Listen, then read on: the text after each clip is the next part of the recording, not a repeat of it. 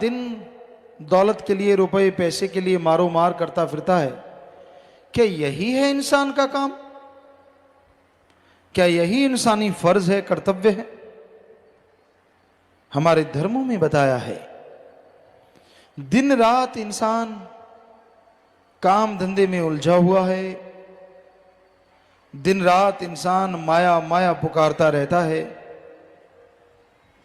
माना कि जीने के लिए दौलत जरूरी है, पर दौलत के लिए जीना कोई जिंदगी नहीं है।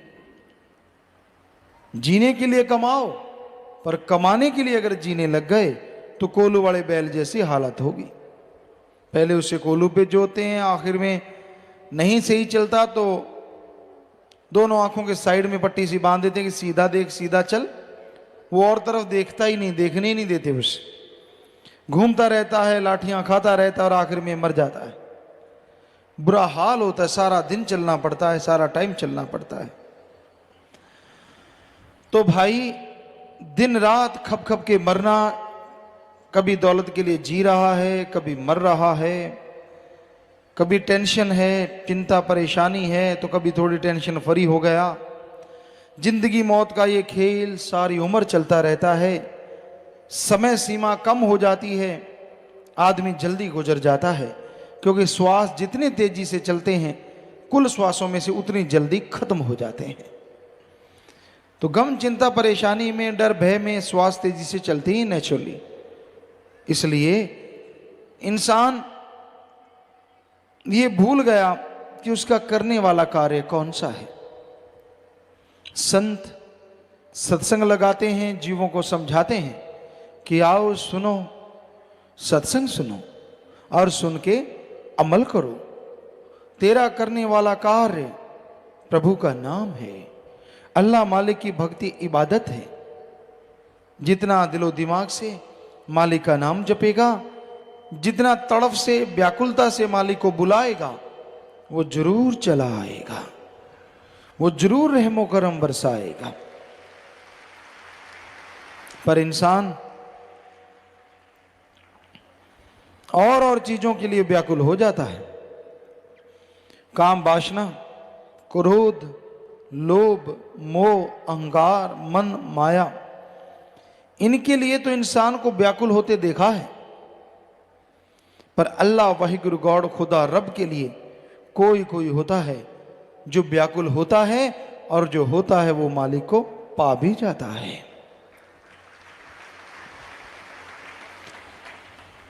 मालिक के प्यार में व्याकुलता नहीं होती, बल्कि वो उसकी मोहब्बत होती है। दुनियादारी में आप व्याकुल हो जाते हैं, किसी चीज को पाने के लिए परेशान हो जाते हैं, तड़फ जाते हैं, और वो सामान भी नहीं मिलता तो आप और तड़फते रहते हैं, बेचैनी और बढ़ जाती है। पर मालिक की याद में उसको पाने के लिए अगर तड़फना है, वो भी एक ऐसी याद बन जाती है जो बार बार याद करने से मजा देती रहती है, आनंद देती रहती है। क्योंकि मालिक की याद में अगर तड़फ के दो आंसू भी बहा दिए तो वो आपके पाप कर्मों को धो डालते हैं। पर उसकी याद में वैराग्य आना ये भी भागों की बात है। उसकी याद में वैराग्य बड़ा ही मुश्किल से आता है, क्योंकि आदमी के ध्यान और जगहों पे उलझे हुए हैं, और जगहों पे फंसा हुआ है। तो अपने विचारों को एकाग्र करो, विचारों को कंट्रोल करो और सुमरन भक्ति इबादत करो। सुमरन करते हुए अगर विचार एकाग्र है तो मालिक की दया में रहमत के लायक जल्दी बनोगे। वो जिसे प्यार अल्लाह मालिक वाहिगुरु गॉड खुदा रब जिसे प्यार देता है, जिसे खुशियां लुटाता है, कई बार उसे अजमाता भी है। बस अजमाने से शोर मचा के टेंशन लेके अगर भाग गया तो खाली रह गया, और अगर दृढ़ विश्वास रखा नहीं तो यकीनन उसकी झोली में मालिक की दया में रहमत जरूर पड़ती है। तो मालिक का रहमो करम अगर हासिल करना है, उसकी दया में रहमत के काबिल बनना है, तो अपने अंदर के विचारों का शुद्धिकरण करो। अंदर के विचारों को साफ करना है, और ये होंगे सुमरन के द्वारा। चलते, बैठ के, लेट के, काम धंधा करते थोड़ा थोड़ा सुमरन करते रहो, थोड़ी थोड़ी भक्ति करते रहो। थोड़ा किया गया सुमरन भी कलयुग में बहुत काम करता है। पहले के युगों में सैकड़ों साल लोग इबादत करते, तपस्या करते, पूजा करते, तो फल नहीं मिलता था। अब कुछ महीनों में सच्ची तड़फ से मालिक को बुलाया जाए तो उसका रहमो करम बरसने लगता है। कितना आसान है मालिक का नाम लेना, कितना आसान। पर जो नहीं लेते उनको लगता है बड़ा ही मुश्किल है। क्या मुश्किल है भाई? खाना खाना, पेट भरना है तो पहले आटा गूंदो, रोटी बनाओ, को लगाने के लिए चटनी, दाल, सब्जी, कुछ ना कुछ भाजी बनानी पड़ती है, फिर कौर तोड़नी पड़ती है, उससे लगाना पड़ता है, खाना पड़ता है, निगलना पड़ता है, आंतड़ियां हजम करती हैं, तब जाके कहीं ताकत मिलती है। राम नाम तो बड़ा ही आसान है। सत्संग में आओ, संत पीर फकीर राम का नाम बताते हैं, अल्लाह मालिक की भक्त तरीका समझाते हैं, उसको सुन के अमल कर लो तो भाई आपको कुछ भी करना नहीं। बाद में जीभा मुंह के अंदर है ही ऑलरेडी, विचार दिमाग में चलते ही चलते हैं, तो विचारों से सुमरण कर लो चाहे जीभा से कर लो। जितना कर लोगे उतनी ही दया में रहमत बढ़ती जाएगी। पर ये भागों वाला इंसान मालिक के प्यार मोहब्बत को पा सकता है जो अपना स्टैंड रखे, जो अपनी जगह पे सही रहे। क्या पता मालिक अजमा रहा हो, पर हमने देखा है अजमाने की जरूरत नहीं पड़ती। थोड़ा समय गुजरता है, आदमी सब कुछ भूल के फिर से वही, जैसे गधे के ऊपर किसी ने लाल बांध दिए, हीरे जवाहरात बांध दिए, बड़ा सुंदर सजा दिया, कुछ देर खुशी हुई कि भाई बड़ा सुंदर लग रहा है, जैसे रस्सा छोड़ा जाके कूड़े करकट के ढेर पे हींकने लगा, आवाजें निकालने लगा और हींगता हुआ सारा कुछ तोड़ दिया और वही माटी में लथपथ हो गया। ऐसा ही होता है, मन बड़ा जालिम है। मालिक रहमो करम बख्श देता है, दया में रहमत बख्श देता है, पर यह गधे की तरह फिर से सब कुछ मिट्टी में मिला देता है। कोई परवाह नहीं करता, कोई कायदा कानून नहीं रखता, बस अपनी एक अलग इमेज बना लेता है। उस इमेज के अनुसार इंसान को गुमराह करता रहता है, भरमाता रहता है, तड़फाता रहता है और कहता है तेरी मन मर्जी अगर पूरी हो गई तो सही है, नहीं तो नहीं। ये थोड़ा ही ना होता है।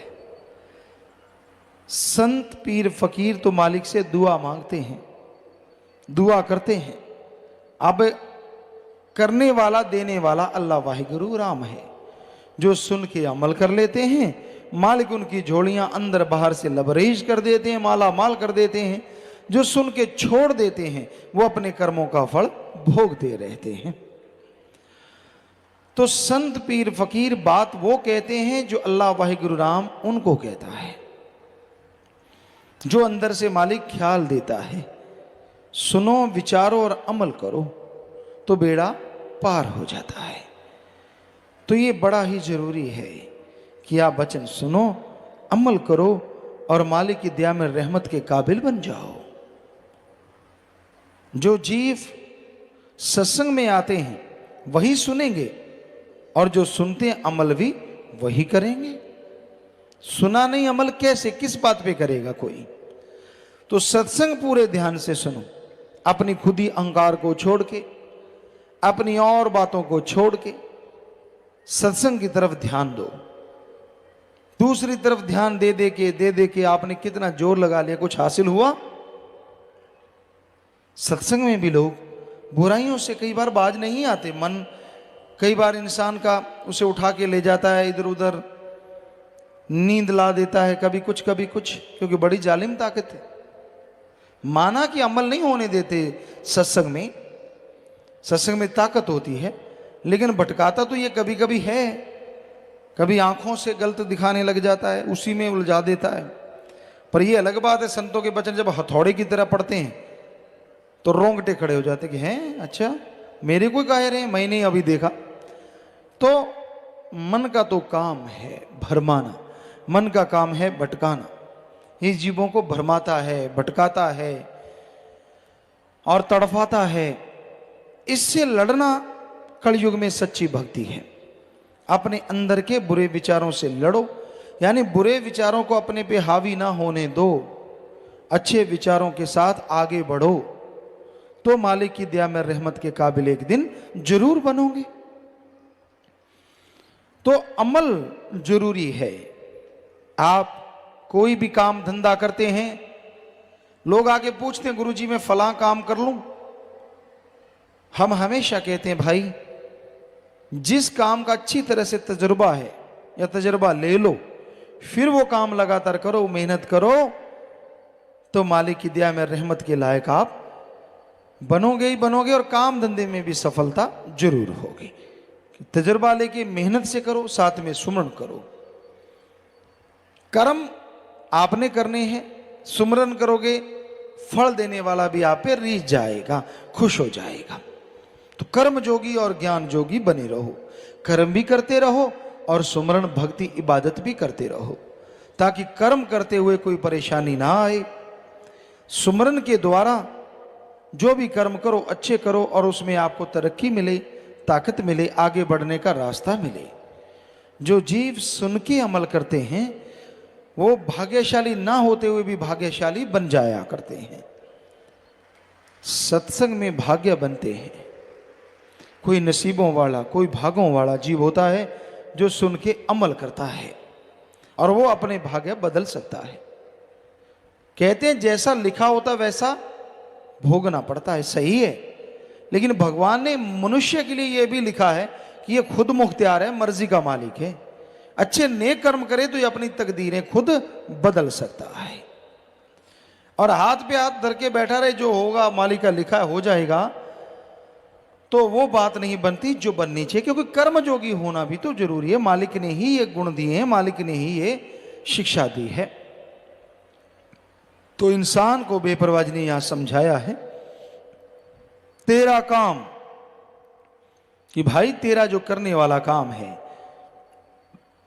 गॉड्स प्रेयर कर, अल्लाह की इबादत कर, वाहिगुरु का नाम जप, राम नाम जपो, क्योंकि उसके द्वारा ही आप परमपिता परमात्मा के साक्षात दर्शन कर सकते हैं, उसके रूबरू हो सकते हैं। जब तक आप मालिक के दर्शन नहीं करते तब तक आपको सिर्फ कोरी बातें या झूठी बातें ही नजर आती हैं।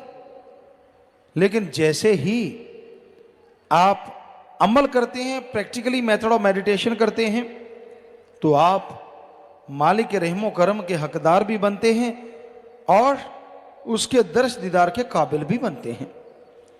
किसी मंजिल तक जाने के लिए इंसान को कोई गाड़ी चाहिए होती है, उस गाड़ी पे चढ़ता है, सवार होता है, आगे बढ़ता चला जाता है और वो गाड़ी मंजिल पे लेके जाती है, अगर आप सही गाड़ी पे बैठे हैं तो संत जीवों को समझाते हैं, मंजिल तक जाने का रास्ता बताते हैं। जो सुन के अमल कर लेते हैं वो मंजिल पे पहुंच जाते हैं, और जो सुन के अमल नहीं करते वो खाली रह जाते हैं। सो सुनना जरूरी है, पर सुन के अमल भी करना है, क्योंकि बिन अमलों के आलमा इल्म निकम्मे सारे। अमल कोई अमल कमा ले तू जे जश लेन है मालिक द्वारे। वचन कहे जाएं आपको भले के लिए, और उन वचनों पे अगर आप अमल नहीं करते तो आप खाली रह जाते हैं, और अमल कर लेते हो तो सब कुछ हासिल कर लेते हो। दूसरों को देख के जलना नहीं चाहिए। आदमी को सबक मालिक सिखा देता है। आपको किसी से क्या लेना है, कौन क्या करता है, आपको खुद को रहमो करम मिलता है, शुक्र मनाओ, वरना इससे भी तरस जाओगे। क्योंकि कर्म अपने अपने हर जीव के साथ होते हैं और बना लिए जाते हैं भक्ति इबादत के द्वारा। सो वचनों पे अमल करो। एक कहावत है, 900 चूहे खा के बिल्ली हज को चली। कई बार आदमी बुराइयां करता रहता है, बुरे काम करता रहता है, अपनी बुराइयां नजर नहीं आती, अल्लाह वाहिगुरु राम में कमियां निकालता रहता है। इतने पाप गुनाह किए, शुक्र मना कि मालिक ने रहमत की है, सतगुरु ने रहमत की है, और वो दया में रहमत करेगा ही करेगा।